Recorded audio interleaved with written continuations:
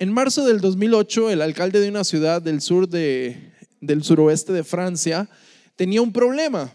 Aparentemente este pequeño pueblo de pocos habitantes se estaba quedando sin espacio.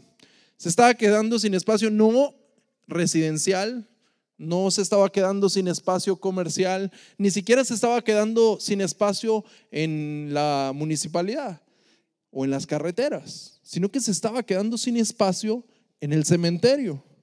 Se había llenado la propiedad del cementerio y no había lugar más para hacer más tumbas. Estaba lleno y al parecer la gente se moría por entrar. Ahora, el alcalde trató de comprar tierras que estaban cerca del cementerio, pero había una ley administrativa que dictaminaba que esto era imposible para este pequeño pueblo, comprar más tierras para expandir el cementerio. Así es que, como buen alcalde, como buen político, hizo lo que cualquier político puede hacer y dictó una ley.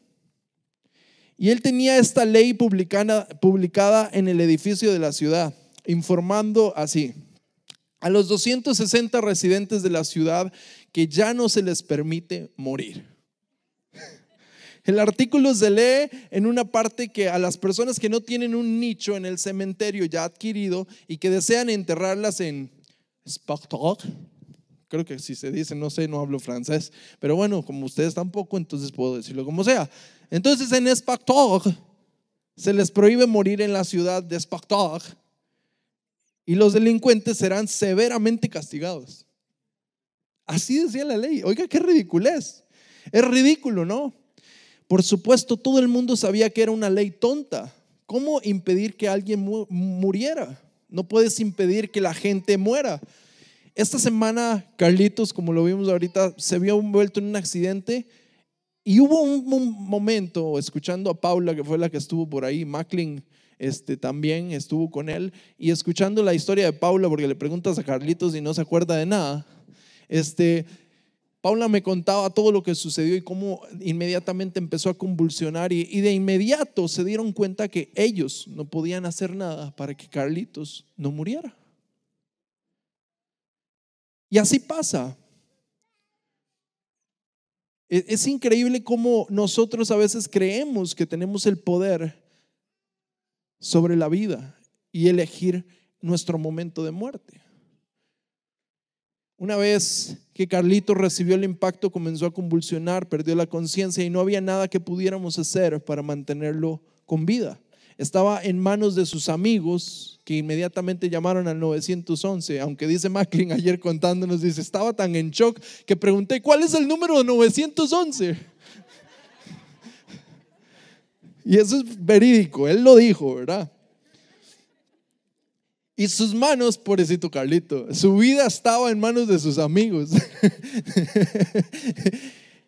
Y Macklin lo que captó por hacer fue llamarme a mí, y yo, cuando me dijo que lo había golpeado una bicicleta, no me imaginé que era tanto el asunto, ¿verdad? Y llamé a Rosita, y Rosita llamó a Doña Terry, y Doña Terry llamó al pastor, y yo no sé qué enredo se hizo. Cuando yo me di cuenta, me avisaron que era grave el asunto, y comenzamos a orar allá abajo, y comenzamos a orar. Ni siquiera había empezado la reunión de oración y ya estábamos intercediendo por la vida de Carlitos.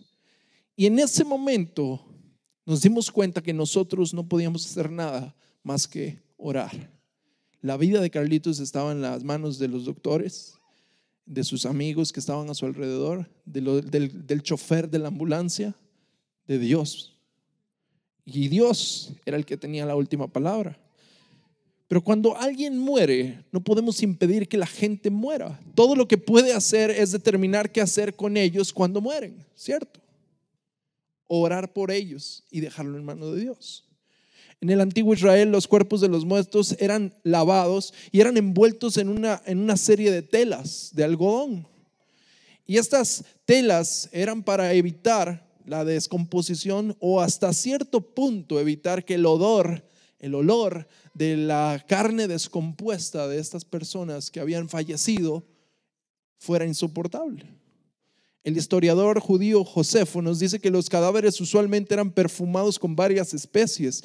El perfume era en parte para honrar a los muertos y en otra parte pues para lo mismo, para tratar de disimular un poco el odor de pudrición y descomposición de los cuerpos. No tenían ninguna de las técnicas modernas que tenemos hoy en día de embalamiento, ¿verdad? Eso. Y por lo tanto, los funerales eran casi inmediatamente después de la muerte de una persona. En algunos países, y yo sé que aquí en Costa Rica no se acostumbra mucho, casi siempre se espera como 24 horas por ahí. Pero hay países como en los Estados Unidos donde hasta 3 días pueden tener al cuerpo en velación antes de enterrarlo, porque tienen técnicas de esa cosa para que dure más. Las familias pobres en los tiempos del Antiguo Testamento y del Nuevo Testamento llevaban el difunto a un campo y lo dejaban caer en un agujero común excavado en el suelo. Pero las familias más ricas eran las que podían permitirse el lujo de tener una tumba, que usualmente era una cueva con una piedra que se rodaba frente a la entrada de esta misma.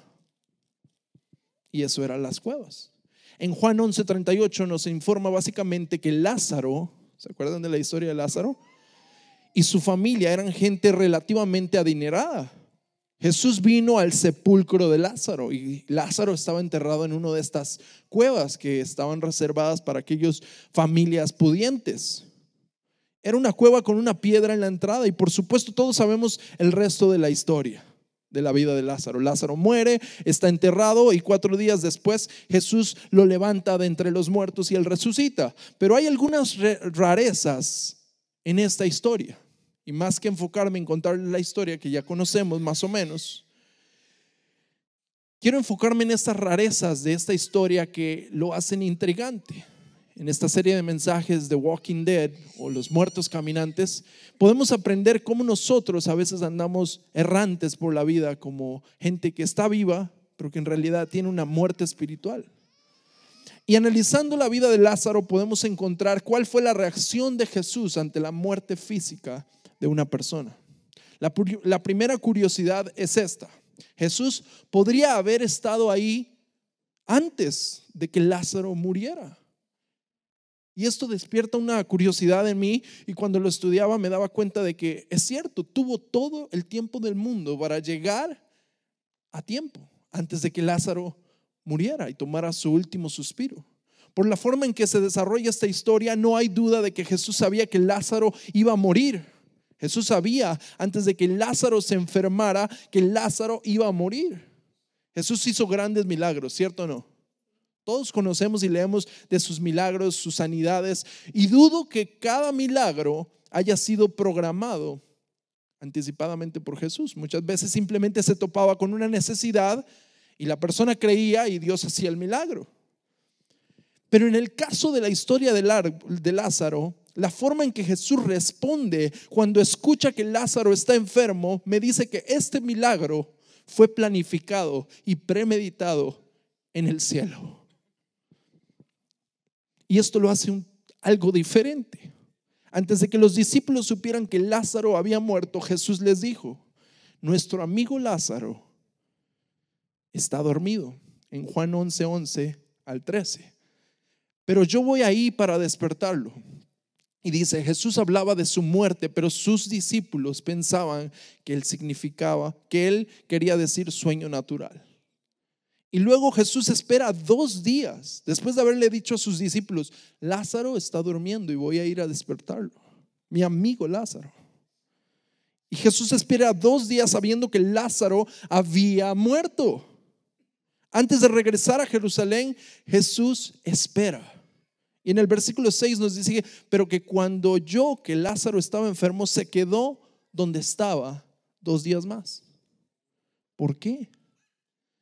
¿Por qué Jesús no actuó inmediatamente? Por lo tanto, Jesús podría haber enviado a sus discípulos adelante a orar por él, por lo menos. Jesús hubiera podido dejar lo que estaba haciendo y hubiera llegado ahí a tiempo. Jesús hubiera podido evitar que Lázaro muriera. No era necesario si al fin y al cabo lo iba a resucitar. Si hubiera ido unos días antes, Lázaro no habría muerto. Y eso es lo que tanto María como Marta le reclaman a Jesús en cuanto lo ven. Ambas le dicen lo mismo: Señor, si hubieras estado aquí, mi hermano no habría muerto. Señor, si tú hubieras estado aquí, esto no hubiera sucedido. Y tenían razón. Ellos sabían que Jesús ya había sanado docenas de personas. Inclusive ya se sabía de por lo menos 2 personas que Jesús había levantado a los muertos. También sabían que Jesús había levantado a estas personas inmediatamente. Poco tiempo después de su muerte, de haber fallecido, Jesús actuó inmediatamente. Y Marta y María se arremeten contra Jesús, y me imagino que su actitud fue de frustración, de enojo, porque le conocían personalmente. Y le dicen: Jesús, si tú hubieras estado aquí, Lázaro no hubiera muerto. Y así, en el momento en que se dieron cuenta de que Lázaro estaba enfermo de muerte, inmediatamente enviaron a llamarle. Marta y María enviaron porque sabían que él podía hacer el milagro, porque sabían que Jesús venía, y si él venía, Lázaro no moriría. Pero Jesús no vino y Lázaro murió. Y Marta y María, enojadas, están presentando su queja ante Jesús. Entonces, esta es la primera curiosidad: Jesús pudo haber llegado antes. Número 2, Jesús responde de una manera curiosa ante el funeral. Jesús llora. Cuando Jesús vio a María llorando, y los judíos habían venido con ella también llorando, se sintió profundamente conmovido de espíritu y turbado. Y dice el versículo 35: Jesús lloró. Y muchos podríamos decir que lágrimas de cocodrilo. Qué buen actor. ¿Qué va a hacer este que sale de Jesús en la pasión? ¿Cómo? Ese, Jim Caviezel. ¿Qué va a hacer ese? Qué buen actor. Jesús acaba de dejar 4 días, se fue a tomar un café y todo porque el amigo se estaba muriendo, y qué buen actor. Ahora sí llora, ahora sí llora. ¿Se imaginan la reacción de la gente alrededor? Ahora bien, si Jesús sabía que Lázaro iba a morir, todo estaba arreglado, ¿por qué llora? Si Jesús sabía que inclusive él iba a resucitar, ¿por qué llora? Y si él supiera que todo esto iba a suceder, inclusive era parte de un plan, ¿por qué Jesús lloró? ¿Por qué? ¿Por qué derramar lágrimas? ¿Por qué lloraría? ¿Por qué no llegó con el pecho afuera como superhéroe si él sabía que iba a levantar a Lázaro de los muertos? ¿Por qué no llegó contento y diciendo: miren lo que voy a hacer? Jesús lloró porque vio a María y a los demás llorando. Su dolor, dice el versículo 34, que su dolor lo conmovió. Que al ver a María, a Marta y a la multitud de gente que estaba ahí reunida llorando la muerte de Lázaro, Jesús se conmovió y lloró. Entonces, ¿qué nos enseña todo esto? Bueno, primero nos enseña que habrá momentos en los que Jesús no aparecerá cuando nosotros creemos que Él tiene que aparecer. Que sus respuestas no son siempre cuando nosotros creemos que es el tiempo indicado. Podríamos decir: ¿por qué Jesús dejó que Carlitos convulsionara? ¿Por qué Jesús dejó que la hija de Doris fuera hasta el hospital y le hicieran todos los análisis? ¿Por qué no nada más la sanó y ya? ¿Por qué Jesús dejó que mi mamá pasara por casi 2 años de lucha contra el cáncer si al final la iba a sanar? ¿Por qué? Porque si al final va a responder, no responde cuando nosotros queremos. Cuando nosotros creemos necesitar la respuesta, ¿por qué se tarda?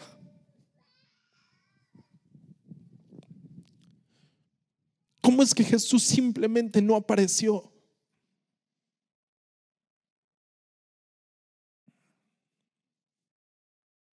¿Cómo es que Jesús no apareció cuando mi matrimonio se estaba destruyendo, cuando un hijo mío se estaba descarriando? ¿Cómo es que Jesús no respondió cuando yo me estaba enfermando? ¿Cómo es que Jesús no respondió antes de que yo perdiera mi trabajo? ¿Cómo es que Jesús no respondió cuando murió alguien que yo quería? ¿Cómo voy a creer que Él tiene el poder de hacerlo? Y Jesús permite la muerte de Lázaro y permite que su familia y sus amigos lloren.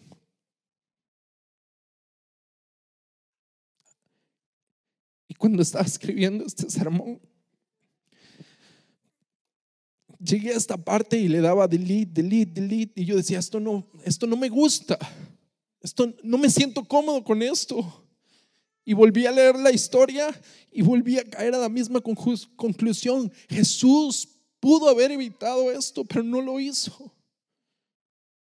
Y esto no me gusta, me siento incómodo al leer esto.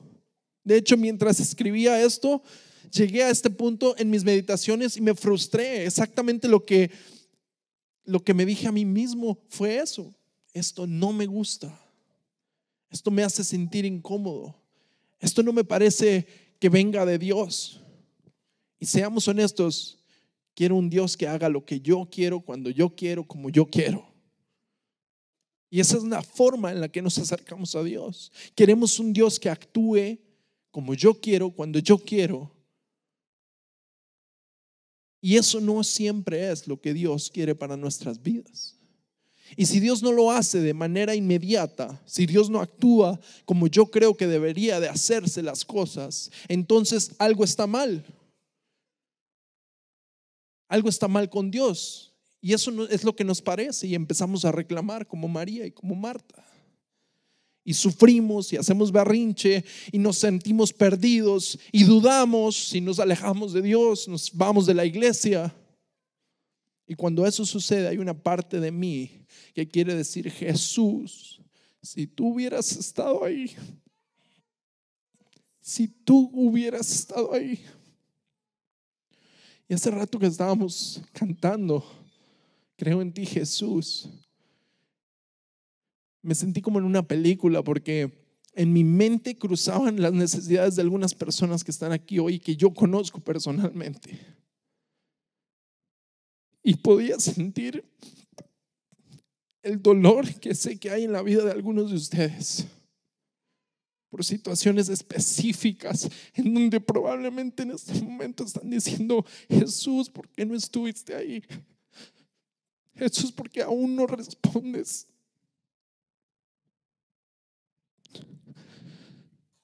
Y levantar nuestras manos y decir: creo en ti, Jesús, y en lo que harás en mí, es una expresión futura. No es creo en ti por lo que hiciste, es creo en ti porque sé que vas a hacer. Aunque sufrimos y lloramos y hacemos berrinche, perdemos la calma y dudamos cuando Dios nos responde, y nos duele y es incómodo y no nos gusta, Dios está ahí. Y aunque preguntemos: Señor, ¿por qué no estás ahí cuando te llamo? Él dice: para que tú creas. Porque Dios permitió que Sebas, por ejemplo, ¿se acuerdan de Alejandro, Janet y Sebas? Por cierto, si los ven por ahí, nos saludan porque no sabemos cómo están. Pero ¿se acuerdan cuando pasó lo de Sebas? Estuvo al borde de la muerte. ¿Por qué es que Dios no lo sanó en el momento en que sintió dolor de estómago y oraron por él? ¿Por qué esperó a que su apéndice se reventara y su cuerpo estuviera contaminado y estuviera aún al punto de morir? ¿Por qué Dios esperó hasta que los doctores dijeran: ya no hay nada que hacer, vengan a despedirse de su hijo? ¿Por qué esperó hasta que Alejandro, junto con Janet y mi mamá, empezaran a adorar al Señor en medio de esa cama de hospital y a cantar cuán grande es mi Dios? Porque Sebas lo pidió así, para que tú y yo creamos.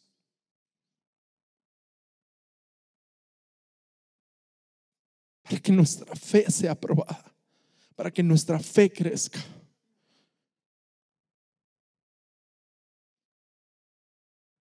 Es como tener fiebre. ¿Alguna vez alguno de ustedes ha tenido temperatura, fiebre? Todos. ¿Recuerdas lo que se siente? Tu frente se calienta. De hecho, todo tu cuerpo, gracias, puede estar caliente. Todo te duele, tiemblas, sudas. Tu cuerpo se siente débil, no tienes ganas de comer y todo lo que usted quiere hacer es quedarse en la casa y no hacer nada. Y tal vez hasta de malas andamos, de mal humor. Y quieres que te dejen solo.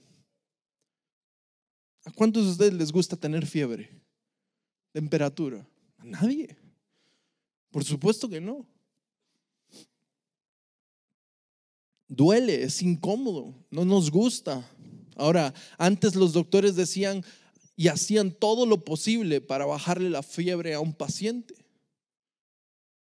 De hecho, muchos de los medicamentos sin prescripción que se venden en las farmacias o en el supermercado, hasta en la pulpería, dicen reduce la fiebre. Y es algo muy común. Pero hace 30 años los investigadores comenzaron a descubrir que las fiebres moderadas eran una parte necesaria del arsenal que tiene nuestro cuerpo para combatir las infecciones. Ahora, estos médicos no estaban hablando de las fiebres altas que pueden llegar a ser bastante peligrosas y que indican que necesita ver un médico. Pero con la mayoría de las fiebres moderadas, que son en su mayoría, eso es lo que nos dan, casi ninguno de nosotros ha estado con una fiebre peligrosa. Los investigadores encontraron que era mejor dejar que la fiebre siguiera su curso y que el cuerpo trabajara con esta fiebre. ¿Por qué? Las enfermedades causadas por las bacterias prosperan alimentándose del hierro. Interesantemente, cuando nosotros tenemos fiebre, los niveles de hierro en nuestro cuerpo descienden y estas bacterias se mueren de hambre. No pueden prosperar. Además, nuevas investigaciones indican que una alta temperatura también aumenta la capacidad del sistema inmunológico para funcionar. Cuando hay fiebre, el cuerpo va a trabajar más fuerte en la producción de células, anticuerpos que te atacan y vences la enfermedad. Por lo tanto, las fiebres que no nos gustan, que nos lastiman, que nos hacen sentir incómodos, fueron diseñadas por Dios para ayudarnos. Fueron diseñadas para arreglar lo que está mal en nuestro cuerpo. Dios creó las fiebres para servir un propósito en nuestra vida. Y hay veces que Dios hace eso en nuestra vida espiritual también y en nuestra vida natural. Hay veces cuando Él permite que la fiebre siga su curso, que los problemas sigan su curso. Él no nos provoca dolor, Él no nos provoca dolor, Él no nos provoca circunstancias que nos hacen daño, pero se aprovecha de estas cosas y nos enseña algo, nos hace crecer, produce anticuerpos de fe. Dios no bajó y le metió un empujón a Carlitos. No, pero se agarró de ahí para que usted y yo retomáramos la oración el miércoles, ferviente. Se agarró de ahí para que nosotros creyéramos. Se agarró de ahí para que muchos de nosotros comenzáramos a creer de nuevo, a buscar de Él. Se agarró de ahí para enseñarle a Carlitos que la vida es muy corta y que en cualquier momento se acaba y que tenemos que estar listos. Dios permitió esto para que tú y yo creyéramos. Y Él hace eso porque Él tiene algo que Él quiere cambiar, algo en tu vida, algo en mi vida, algo que quiere arreglar, algo que quiere curar. Y a veces hay incluso momentos en el que Él me permite sufrir para lograr un propósito más grande para mi vida. Y eso fue lo que Jesús hizo por Lázaro. Jesús trajo el sufrimiento a la vida de Lázaro para dar a su vida un propósito mayor, para hacer que los que estaban alrededor creyeran. Todo el mundo sabía que ese era de los amigos más íntimos de Jesucristo. Cuando las hermanas le invitaron su mensaje, le enviaron su mensaje, dijeron: Señor, el que amas está enfermo. En Juan 11:3, el que amas está enfermo. Lázaro no era cualquier tipo. El miércoles, después de que salimos de aquí de orar, nos fuimos a comer un taco a donde Juan, Byron, Oscar y Josué y yo. Y estábamos donde Juan y estábamos vacilando y comiendo, y de repente como que caía en razón de que estaba haciendo esto mientras Carlitos estaba en el hospital, y me empecé a sentir mal. Dije: chicos, y le pregunté a Oscar, le digo: Oscar, ¿será que estoy mal? Porque me siento mal de que estoy pasándola bien mientras Carlitos está en el hospital. Y dice: ya hicimos lo que teníamos que hacer. Y Byron dice: ya hicimos lo que teníamos que hacer. Y es algo extraño, porque hablé con Rosita el día después y me dice: mientras estábamos en la adoración, Dios me trajo una paz que me inundó. Y ahorita escucharon a doña Tere, la mamá de Carlitos. Lo mismo. Llega el momento donde tú dices: ya no está en mis manos.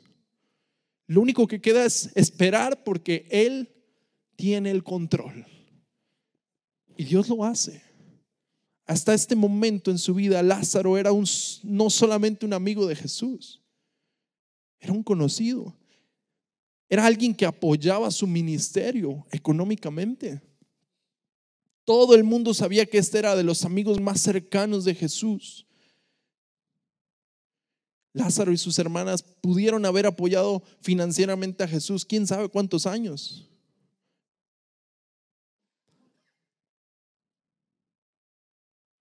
Pero desde el día que Jesús lo resucitó, dejó de ser solamente su amigo. Y Lázaro pasó de ser un amigo a convertirse en un socio de su ministerio, en un predicador, en alguien ferviente, que salió de ser solamente parte de la audiencia y comenzó a ser un protagonista.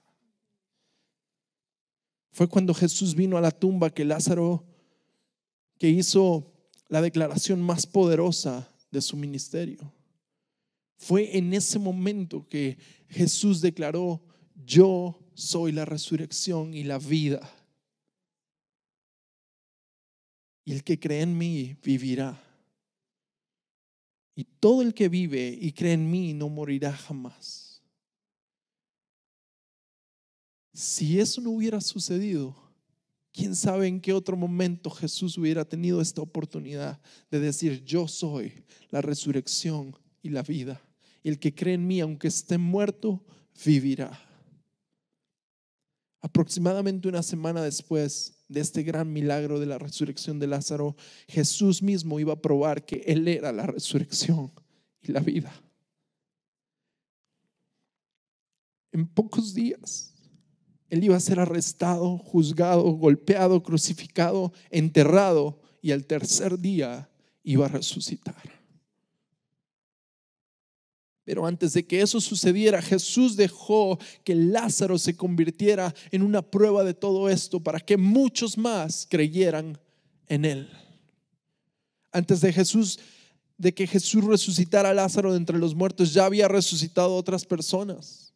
La hija de 12 años de Jairo, el hijo de la viuda de Naín, pero solo habían muerto unas horas. Estas dos personas solo habían muerto unas horas. ¿Por qué esperó tanto con Lázaro? Según la teología judía, una persona no estaba realmente muerta hasta después de haber estado en la tumba durante 3 días. Oigan, si no tiene sentido, ¿por qué Jesús mismo murió y resucitó hasta el tercer día? Según el rabino judío del siglo II llamado Bar Cápara, hasta 3 días después de la muerte, el alma sigue regresando a la tumba pensando que volverá al cuerpo, pero cuando ve que los rasgos faciales de ese cuerpo se están desfigurando por la descomposición, finalmente lo abandona. Ahora, claro que esta es una teología extraña y probablemente hasta pagana, pero eso era lo que creía la gente de ese tiempo y Jesús lo sabía. Y basado en esa interpretación muy creativa de un verso del libro de Job, Los judíos se habían creado esta historia, esta teoría de la muerte. Pero para el modo de pensar del judío era muy obvio, la gente no estaba realmente muerta hasta que se empezaran a podrir. Así que Jesús estaba usando la muerte de Lázaro como una prueba indudable y se aseguró que él estuviera ahí lo suficiente para que su cuerpo comenzara a descomponerse. Para que a nadie le cupiera duda de que Lázaro había muerto. Una prueba que declaró Jesús era realmente que declaró que Jesús era realmente la resurrección y la vida. Jesús fue muy cuidadoso para asegurarse de que Lázaro estaba realmente muerto. No permitió que su cuerpo se acostara en la tumba solo un día, ni 2, ni 3. ¿Cuántos días estuvo Lázaro en la tumba? 4 días. Lázaro estaba realmente, totalmente, indudablemente, apestosamente muerto. De verdad. Su cuerpo ha estado ahí tanto tiempo que sus hermanas le dicen: por favor, ¿cómo vas a abrir la tumba? Dice, el olor ya debe de ser insoportable. Nadie había vuelto de los muertos después de 4 días, pero Lázaro sí. Y se dice que porque Jesús trajo a Lázaro de entre los muertos, por lo tanto muchos de los judíos que habían venido a visitar a María y habían visto lo que hizo Jesús, pusieron su fe en él. Eso está en Juan 11:45. De hecho, el efecto de la resurrección de Lázaro fue tan poderoso que una gran multitud de judíos se tuvieron que enterar de que Jesús estaba ahí y vino a resucitar a Lázaro, y comenzaron a planear cómo volver a matarlo. Pueden leerlo en su casa, está en Juan 12:9-11. Así que cuando Jesús no apareció en la cama enferma de Lázaro, en su lecho de enfermedad, había una razón. La razón para producir la fe de aquellos por los que él iba a morir una semana después. Pero aún así Jesús lloró. ¿Por qué lloró? Porque Dios no se complace en tu sufrimiento. ¿Y cuántas veces creemos que Él sí lo hace, que Él se deleita en nuestro sufrimiento? Dios lloró, Jesús lloró porque Dios conoce nuestros dolores y nuestras tristezas. Él sabe lo que estás pasando. Él lo conoce. Y créeme que si tú estás sufriendo, Él debe estar sufriendo también contigo. Y aun cuando Él nos permite sufrir por nuestro propio bien, Él no provoca sufrimiento. Él no lo hace, pero lo utiliza. Por eso Jesús lloró. No lloró porque Lázaro había muerto, porque Él tenía el poder para resucitarlo. Lloró porque Él sabía que era necesario este dolor y se dolía al ver a sus amigos sufriendo. Y eso es parte de la razón de que Romanos 8 nos asegura que cuando oramos, dice Romanos 8:26, cuando oramos el Espíritu nos ayuda en nuestra debilidad. No sabemos por qué debemos orar, pero el Espíritu mismo intercede por nosotros con gemidos que las palabras no pueden expresar. Ese versículo dice que parte del trabajo del Espíritu en nuestras vidas es comunicar las profundidades de nuestro corazón, de nuestras emociones a Dios el Padre. Habrá momentos en nuestras vidas en que no podemos explicar lo que sentimos. No sabemos qué pedirle a Dios, no sabemos cómo interceder. Nos sentimos muertos.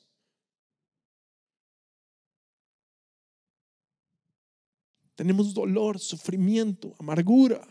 E incluso si pudiéramos poner esos sentimientos en palabras, no alcanzaría para expresar cuán profundamente nos han herido. Pero eso no importa. Eso no importa, porque una vez que te has convertido en un cristiano, una vez que usted ha creído que en Jesucristo, el Hijo del Dios viviente, una vez que te has arrepentido de tus pecados y confiesas que Jesús ahora es tu Señor de tu vida, una vez que hayas sido enterrado en las aguas del bautismo y resucitado a una nueva criatura, una vez que te has convertido en un discípulo, Dios promete que su Espíritu vivirá dentro de ti y que Él mismo es el que intercede por ti con gemidos que tus palabras no pueden decir. ¿Y por qué el Espíritu de Dios está dentro de nosotros? Es que tenemos una línea directa de comunicación con Dios. No necesitamos poner nuestras penas en palabras, porque el Espíritu de Dios intercede por nosotros y Él conoce mejor que tú y que yo lo que sentimos, lo que nos aflige y lo que necesitamos. Porque a veces lo que pedimos no es lo que nos conviene y Dios conoce mejor eso que tú. Él cuida de ti. Él te entiende, Él sabe lo que estás pasando, pero créeme, le interesa más tu vida eterna que tu vida aquí en la tierra. Él te ama tanto que Él quiere que sepas que Él siente tus penas más profundas y Él se duele al verte sufrir. Él llora, aunque su respuesta no parezca ser la que esperas. Él sufre contigo y Él actuará en su tiempo, para su propósito y en la forma que Él crea más conveniente. Hace años leí una ilustración de un escritor que escribió una obra de teatro que me pareció ridícula en su momento. Y en esta semana la volví a buscar y la encontré. Y era una obra de teatro escrita por un ateo donde se hacía un poco de burla a la vida de Lázaro después de su resurrección. Y parte del guión de esta obra dice esto. Hablaba de un tiempo en la vida de Lázaro cuando había envejecido durante toda su vida. Lázaro había contado y contado la historia de su resurrección, por supuesto. Si él había resucitado, ¿quién va a quedarse callado? Yo contaría ese testimonio todos los días. Estuvo muerto, imagínense Lázaro, estuve muerto 4 días, ya hasta apestaba y resucité. Y lo contaba continuamente. Ahora, en ese día había un cruel y malvado emperador romano llamado Calígula. Recuerden que todo esto es ficticio, eso no está en la Biblia, es una obra de teatro. Él gobernó con un puño de hierro y se basó en ejecuciones para mantener el poder. No tienen que amarme, decía él. Calígula decía, mientras me teman, yo estaré en el poder. No necesito que me amen. Él mantuvo a la gente con miedo de muerte bajo su mano. Pero había una nueva fe en Roma, una fe que Calígula comenzó a odiar. Poco a poco, él fue consumido por el odio hacia aquella fe. Entonces, estos cristianos tenían una fe en un Dios que les hizo no tener miedo de la muerte, un Dios que prometía la vida. Y uno de los más poderosos predicadores de esa fe era Lázaro. Pronto las historias de Lázaro y su resurrección llegaron al trono de Calígula y decidió darle una lección. Llevó a Lázaro delante de decenas y centenas de personas y exigió que renunciara a su fe públicamente. Pero Lázaro se negó. En cólera, Calígula gritó: si no renuncias a tu fe, te voy a mandar a matar. Por un momento Lázaro no dijo nada, pero luego comenzó a reír.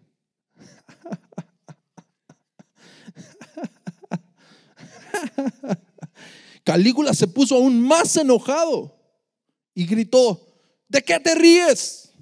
¿No te das cuenta de que tengo el poder de darte la vida o la muerte? Tengo el poder de matarte. Pero Lázaro solamente se rió más y más fuerte. Entonces miró al emperador Calígula y finalmente le dijo: no puedes retenerme con miedo, Calígula. La muerte ya está muerta. Yo he estado ahí. Tú no puedes asustarme. No puedes retenerme con miedo, porque la muerte ya está muerta. Lo triste de esta historia es que esta declaración tan poderosa que escribió Eugene O'Neill, el autor de esta obra de teatro, la escribió para el final de esta obra y no fue suficiente para sacarlo de su ateísmo, y nunca creyó en Dios. Estaba casi convencido de las promesas de Cristo. Estaba casi convencido de que había vida, una mejor vida a través de Jesucristo, pero casi no fue suficiente. Eugene O'Neill fue a su tumba sin jamás apoderarse de la promesa que Jesús ofreció, la promesa de vida entre los muertos. Casi persuadido, no es suficiente. Hay un viejo himno antiguo que dice: casi no puede servir, casi es simplemente fallar. Triste se oirá el grito amargo de tu incredulidad. Casi, pero perdido sin Él. Amigos, ya basta de casi amar a Dios. Ya basta de casi serle fiel a Él. Ya basta de casi servirle apasionadamente. Ya basta de casi amar a los demás. Ya basta de casi creer. Ya basta de casi vivir. Dios quiere ser todo para ti. Y como tú eres todo para Él, Él te está buscando. Él quiere sacarte de la tumba. Él quiere darte vida en abundancia. Y esas partes de ti que parecen estar muertas, Él quiere devolverles la vida. Lo que Satanás se ha querido robar, Dios quiere restaurarlo. Él quiere darte vida eterna. Casi no es suficiente.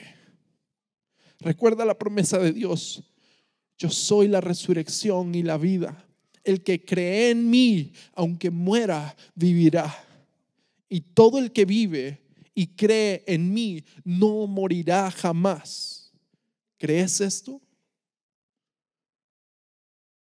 Yo no sé si estás pasando por una situación en la que te sientes como que no hay esperanza. Tal vez has estado gritando: Señor, ¿por qué no llegaste a tiempo? Señor, si tan solo hubieras estado ahí, esto no hubiera pasado. Pero sabes, este sufrimiento no será eterno. Este sufrimiento puede acercarte a Dios si tú así lo quieres. Él quiere ser tu consuelo, tu ayuda, tu refugio, tu protección. Aunque no lo logres entender, aunque duela, aunque no sea lo que tú andas buscando de parte de Dios, Él quiere lo mejor para ti.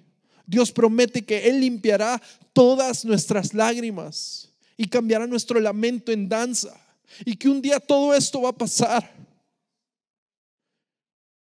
Primera de Pedro 5, uno de mis versículos favoritos de toda la Biblia, dice: humíllense pues bajo la poderosa mano de Dios, para que Él los exalte a su debido tiempo.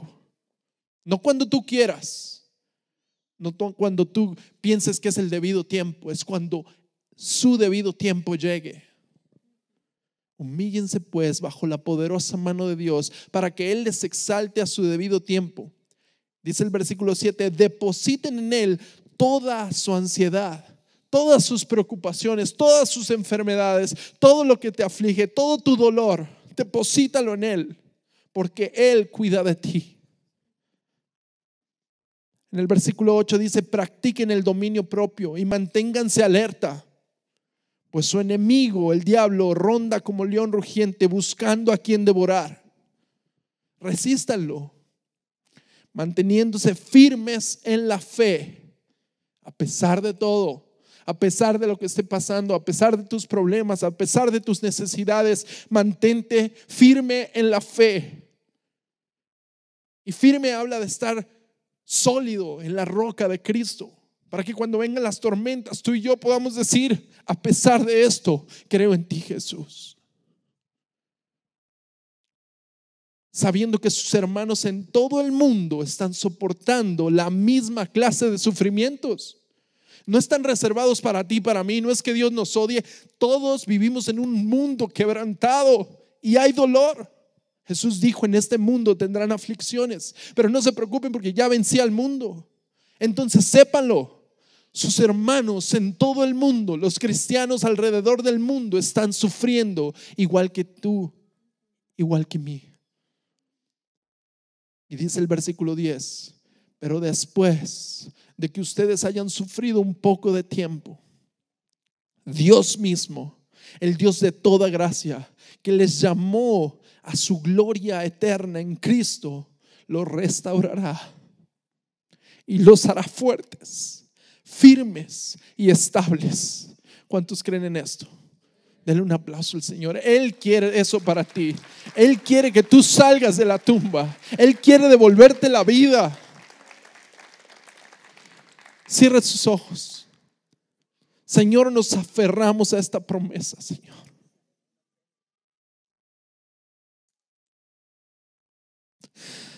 Padre, devuélvenos la vida, Dios, en tu tiempo, Dios. Padre, devuélvenos la vida, Dios, abundante a la que tú nos has llamado, Señor. Nos aferramos a tu promesa, Señor, de que estos sufrimientos son pasajeros, Dios. Y ponemos nuestra fe en ti, Dios. Gracias, Dios, porque hoy podamos darnos cuenta, Señor, que tú no hayas deleite, Señor, en vernos sufrir. Y que en esos momentos donde nos hemos sentido solos, abandonados, Señor, en realidad tú has estado ahí, Señor, llorando con nosotros. Y tu Espíritu Santo intercede, Señor, por nosotros, Dios. Nos humillamos delante de ti, reconociendo, Señor, que te necesitamos. Y aun si te toma 4 días en llegar, Señor, confiados estamos en ti, Señor. Seguros estamos en ti, Dios.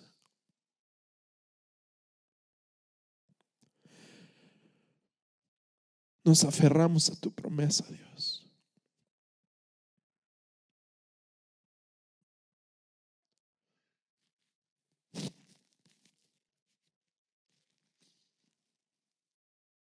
Nos aferramos a tu promesa, Dios.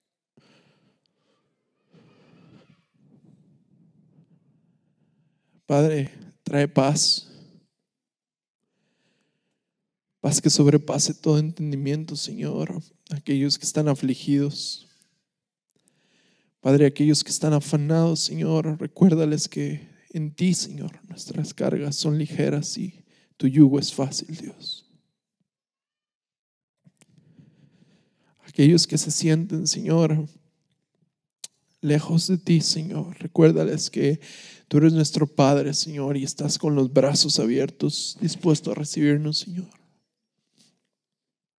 Aquellos que están pasando por alguna necesidad física, Señor, recuérdales, Señor, que tú eres el sanador, Señor, y que esto es solamente un estuche. Es solo un estuche, Señor, y aunque no lo entendemos, Señor, a veces tú nos pasas por el fuego para seguir purificándonos, Señor, para prepararnos para una eternidad contigo, Señor, y un cuerpo glorificado, Dios.